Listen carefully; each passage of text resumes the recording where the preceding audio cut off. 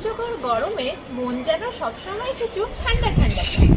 কিন্তু তা বলে কি সবসময় বাজার থেকে কিনে আনা কোল্ড ড্রিঙ্কস বা জুস আমাদের হেলথের জন্য খুব ভালো? একদমই না।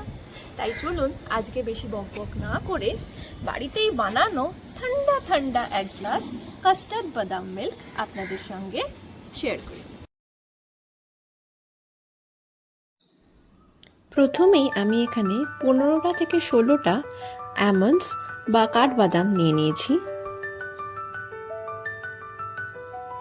এরপর আমি এর মধ্যে 500 ml দুধের জাল দিয়ে যে উপরে সরটা পাওয়া যায় সেই দুধের সরটা আমি আমন্ডসের সঙ্গে মিশিয়ে নিচ্ছি।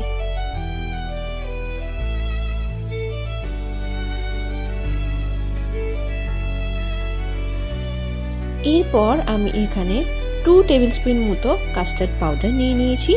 আমি এখানে ভ্যানিলা ফ্লেভারেরই কাস্টার্ড পাউডার নিয়েছি এবং তার মধ্যে 2 টেবিলস্পুন মতো উষ্ণ গরম দুধ ওর সঙ্গে আমি মিক্স করে নিচ্ছি।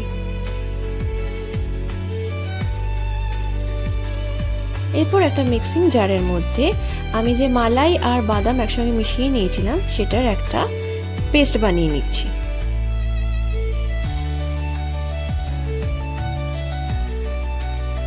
পেস্টটা একদম স্মুথ না হলেও চলবে, যদি অল্প অল্প যদি বাদামের কুচি থাকে তাহলে বাদাম মিল্কটা খেতে বেশ ভালোই লাগবে।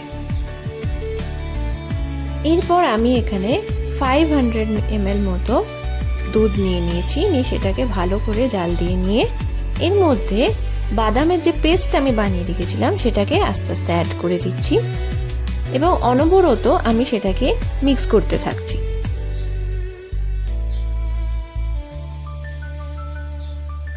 ভালো করে মিক্স হয়ে যাওয়ার পর এরপর আমি এখানে কাস্টার্ডের পাউডারের যে মিক্সটা বানিয়েছি সেটাও অ্যাড করে দিচ্ছি এবং অন্য হাতে চামচের সাহায্যে ভালো করে দুধটা নেড়ে নিচ্ছি যাতে কোনো লাম্পস না তৈরি হয়। এরপর স্বাদ অনুযায়ী আমি এর মধ্যে চিনি অ্যাড করছি। আমি এখানে 4 টেবিলস্পুন মতো চিনি ব্যবহার করেছি, যেহেতু 2 থেকে 3 গ্লাস মতো আমি এখানে বাদাম মিল্ক বানাচ্ছি।